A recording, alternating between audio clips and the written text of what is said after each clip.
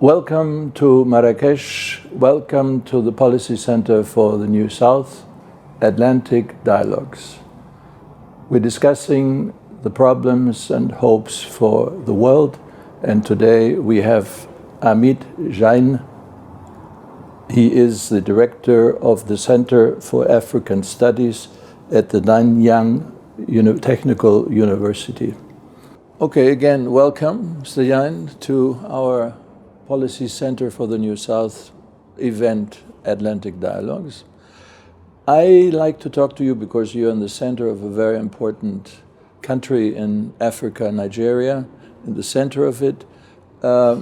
If you look at the wealth of Africa and oil and minerals and gas and whatever, is this now equally distributed?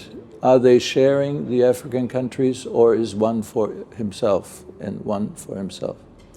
So let me put it this way, Helmut. We have done a SWOT analysis of the Nigerian economy. We presented a 10-year roadmap to the new administration that has taken control of the economy. They've done some hard decisions. Fossil fuel, for a lot of African countries, there are about 45 of them that are in one way or the other resource rich. That's 85% of the entire continent happens to be one way or the other, whether it's minerals or fossil fuel. However, if you look at what that contributes to their economy, it's a major foreign exchange driver, but the number of jobs, less than 2%. Most of the processing of these minerals and fossil fuels and refined fuel happens overseas. And these countries then have to import that back. So the resources that are supposed to benefit them, in the end, does not benefit. It is a long story of resource extraction that continues. In the past, it was most of the colonial rulers who did that. Today, it is the new market. It is China and so on.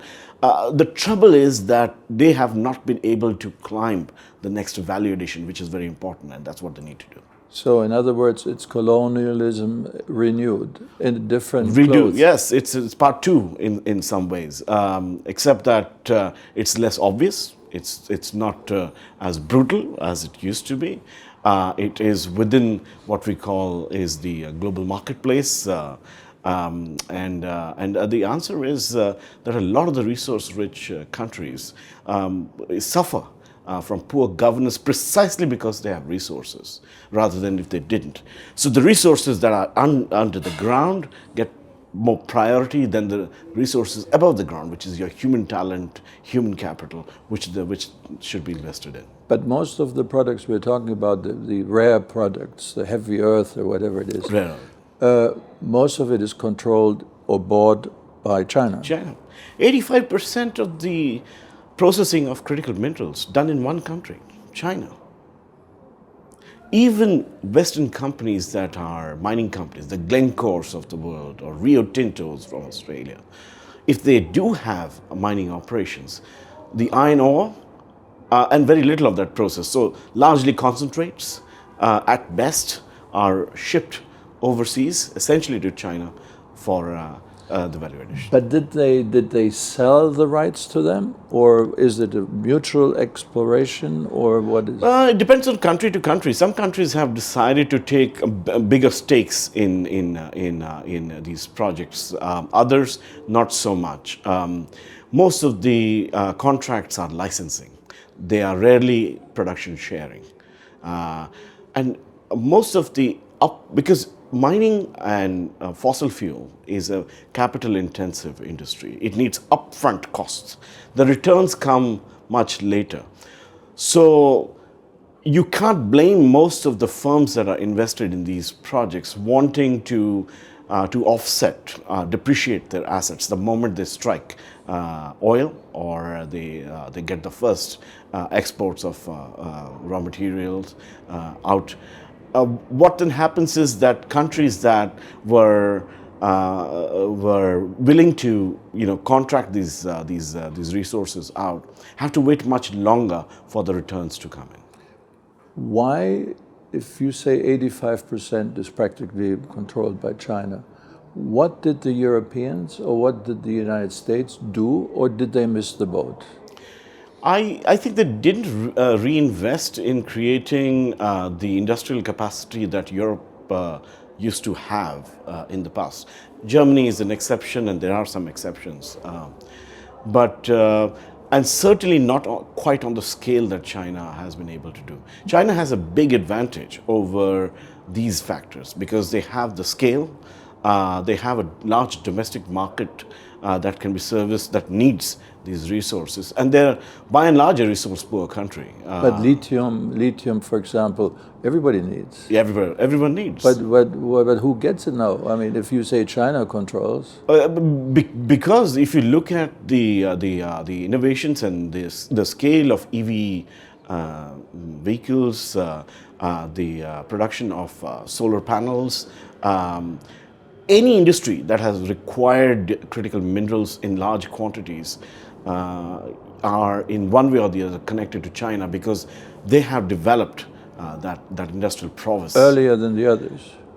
They started this long back, 25 years. Perhaps no one else in the world was looking at it. So, but this kind of exploration or exploitation, or whatever you call it, is a country like Zimbabwe or is a country like Malawi, who have, this very rare heavy earth material, are they really benefiting? Is there a change of their society? There are some positive signs. So in the case of Zimbabwe, for example, the first battery production facility will come up, and that's a Chinese investment. Morocco has been pretty smart as well. So they've been able to negotiate processing and building out of new battery production plants and so on. There has to be a lot more done. A couple of things. Most African countries don't have the capacity to figure out how much of those resources lie under their ground. This kind of geological data sits with the multinational corporations, with the mining companies. They do not. The mining companies are Chinese or both, local? Both. Yeah. It can be state-run Chinese firms that have, over time, collected a lot of geological data across the world. Same with a lot of Western mining firms as well. The governments don't have that. They have not created electronic tenement systems, cadastre, which means who owns what concessions, how long, where is it happening. Large part of that kind of mining operations in places like Nigeria is artisanal. And what then happens is that when they get into boardrooms trying to negotiate, they are blindsided. They can't, because they don't know how much of resources they have, and the other party does, then they end up getting the advantage of it. Big companies can hire best lawyers. Governments, the government of Nigeria or Guinea, they simply don't have the resources to do that. So it's a very unfair. It's a very unfair sort of a deal that in the end ends up. If you look at a country like Namibia, they also have the capacity. Yeah. Are they using it also, or are they just leaving idle? No, Namibia is slightly better, actually. Namibia has been slightly better and smarter. So as I said, it's not a uniform. Some countries have started to do that. Some countries have started to ban exports of raw minerals outright. Which one, for example?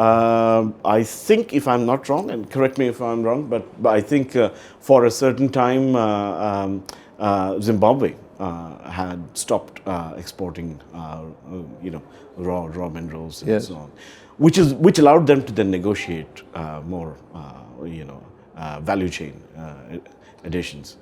Let me ask you a last question on this. Is Africa aware of the potential they have by knowing that they have these rare minerals in their earth, and they're not giving it away, or they're not allowing them to be stolen? Is there a realization of there is greater realization today than it was in the past? More power? Or? There is greater, at least, recognition. Now, whether they are able to do something about it, that's quite another thing. But there is much greater recognition, even in smaller countries with a lot of resources, that this can't continue. and some things needs to change.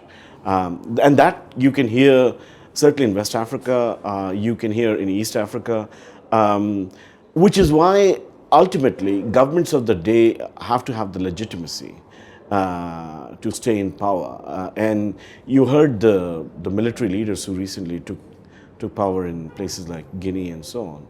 You know, they have been very clear that their natural resources need to be produced, need to be refined there. How far they will be able to negotiate, that's a different thing. How far are they willing to do it Yeah. for the country and not for themselves? That's another question. Yeah. Professor, thank you very much. Thank you. Great pleasure. Thank you so much. I always see you happy, smiling.